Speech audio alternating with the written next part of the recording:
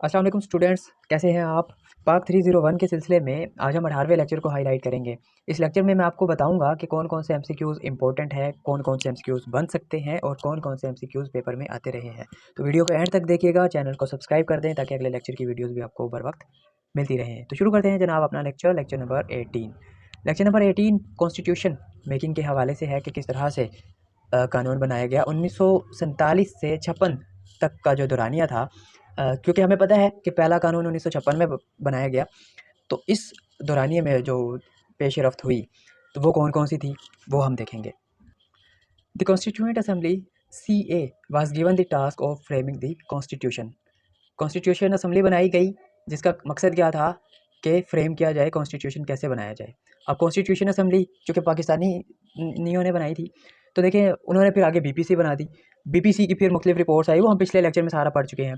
अच्छा, ये फिर एक तरह से रिपीट हो रहा है कि फर्स्ट मीटिंग ऑफ CA से मुराद है कॉन्स्टिट्यूशन असेंबली, वो बनाई गई। कब वो कब हुई फर्स्ट मीटिंग है? अगस्त 11 1947 को। और कब किस जगह पर हुई? कराची में हुई। तो यहाँ पे 2-3 MCQs बन सकते हैं, एक तो ये डेट और उसके बाद प्लेस। तो याद रहे ये जो डार्क कलर है ना, ये MCQs में पूछे गए हैं, तो इस हवाले से इनका कलर तो कोडिंग आप याद रखिएगा। और उसके बाद है BPC consisting of 24 members was made to work the constitutional power. तो BPC जैसे मैंने बताया कि CA ने बनाई थी, कॉन्स्टिट्यूशन असेंबली ने, और BPC बनाई थी। और इसके मेंबर की तादाद कितनी थी? 24 थी। ठीक है, ये याद रखिएगा।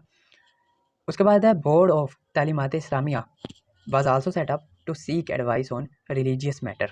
तो ये MCQs के हवाले से अहम है, ये जो डार्क किए हुए हैं ये पूछे गए हैं। ठीक है। उसके बाद है lower house of people on the basis of population. जो फर्स्ट BPC की रिपोर्ट आई थी वो आई थी 1950 में, और उसमें उसने बताया था कि जो लोअर हाउस था वो पॉपुलेशन की बुनियाद पर उसके मेंबर के इंतखाब किया जाएगा। ठीक है। और उसके बाद जो इसका हेड होगा स्टेट का, और जॉइंट सेशन वो 5 सालों के लिए होगा, उसकी मुद्दत जो है वो 5 साल होगी सिर्फ। उसके बाद है पार्लियामेंट में इम्पीच हिम बाय 2/3 मेजोरिटी। मैं बताता हूँ कि प्रेसिडेंट जो होगा उसको हटा दिया जाएगा। कब?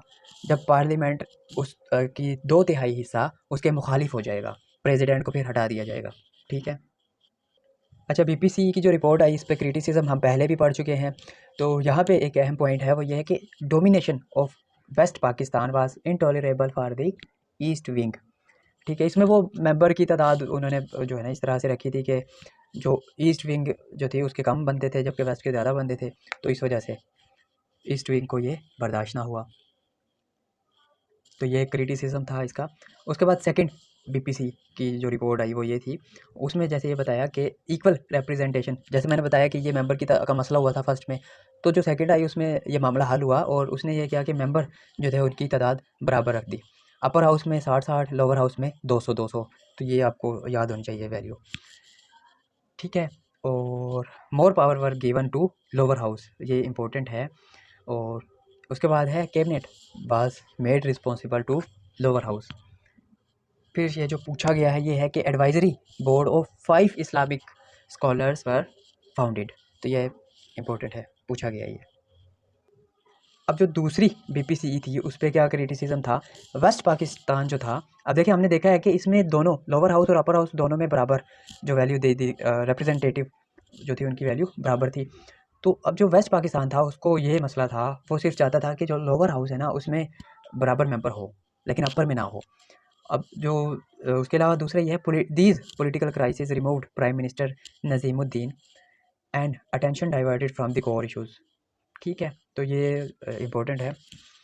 उसके बाद है थर्ड रिपोर्ट जो कि मोहम्मद अली फार्मूला भी कहलाता है, और ये अक्टूबर 1953 में पब्लिश हुई थी। ठीक है, तो ये डेट आपने याद रखनी है कि थर्ड रिपोर्ट जो है वो क्या कहलाती है? मोहम्मद अली फार्मूला भी कहलाता है। और कब पब्लिश हुई? अक्टूबर 1953 में हुई थी। अच्छा, इसमें ये कहा lower house more representation to East part while in joint session both wings had equal representation. देखिए लोअर हाउस का वैसे तो ईस्ट पार्ट को उसके जो मेंबर थे वो ज़्यादा कर दिए गए, लेकिन जब इन दोनों का जॉइंट सेशन होगा तो इनके जो रिप्रेजेंटेशन होंगे वो बराबर आएंगे। मतलब अगर कोई किसी अहम मसले पर बात करनी है तो 30 मेंबर फ़र्ज़ करें वेस्ट से और 30 ईस्ट से आ जाएंगे। ठीक है। अब ये जॉइंट सेशन के उसने बता दिया कि 175 ही ईस्ट से आएंगे और 175 ही वेस्ट से आएंगे। मैंने मिसाल दी थी, लेकिन जो एग्जैक्ट वैल्यू है वो ये है 175। ये मैं आपके सामने कर देता हूँ, ये रहा, ये जो एग्जैक्ट इसकी वैल्यू है ये है 175। जॉइंट सेशन में होगी इसकी 175 मेंबर्स, दोनों के, ईस्ट के भी और वेस्ट के भी।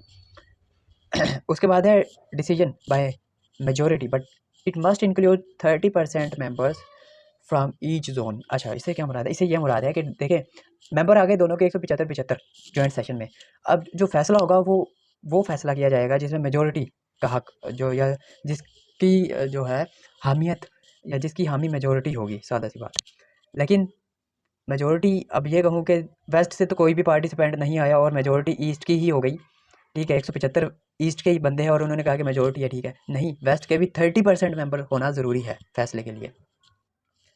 इन October 1954 governor general dissolved the CA that was challenged in Sindh court by Maulvi Tamizuddin.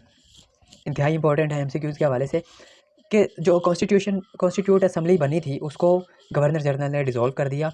कब किया? अक्टूबर 1954 में किया। 2 एमसीक्यूज़ बन गए, किसने डिसॉल्व किया, कब किया, और उसको चैलेंज किसने किया, ये सबसे इंपॉर्टेंट है। तो मौलवी तमीज़ुद्दीन ने चैलेंज किया था। अब उस चैलेंज करने के नतीजे में कोर्ट ने उसको जो है इलीगल करार दे दिया था, ठीक। उसके बाद है सेकंड कॉन्स्टिट्यूंट असेंबली। पहले तो उसने डिसॉल्व कर दी, अब सेकंड दूसरी कॉन्स्टिट्यूंट असेंबली बनाई गई। पहले जो 3 बनी है वो बीपीसी बनी थी और पहली कॉन्स्टिट्यूंट असेंबली ने ही वो बनाई थी बीपीसी, 3 बीपीसी बनाई। लेकिन फिर पहली कॉन्स्टिट्यूंट असेंबली ख़त्म कर दी गई और दूसरी कॉन्स्टिट्यूंट असेंबली बनाई गई, जो कि Ghulam Mohammad card convention on May 10 1955। तो ये दूसरी सीए जो बनाई गई वो कब बनाई गई? 1955 में बनाई गई, ठीक है। और गुलाम मोहम्मद ने 1 यूनिट स्कीम हम पहले भी पढ़ चुके हैं। It was handled by uniting all the West Pakistan units into 1 unit, ठीक है। वेस्ट पाकिस्तान के जो यूनिट थे उनको, कौन कौन से थे, 4 यूनिट थे ना, उनको 1 यूनिट में बना दिया गया। और क्या किया गया, और वो कब बनाया गया जनाब? अक्टूबर 30 1955 में, ठीक है। ये डेट याद रखनी है क्योंकि ये पाक स्टडीज़ में है ही, ज़्यादातर यही तारीखों का खेल है। अच्छा जी, है the second CA on January 9 1956। अच्छा, इसकी जो रिपोर्ट पब्लिश हुई थी सेकंड सीए की, वो कब हुई थी? जनवरी 9 1956 में। उसने अपना काम कर लिया था। अच्छा, उसके बाद क्या है कि it was certain amendments was approved on January 29 1956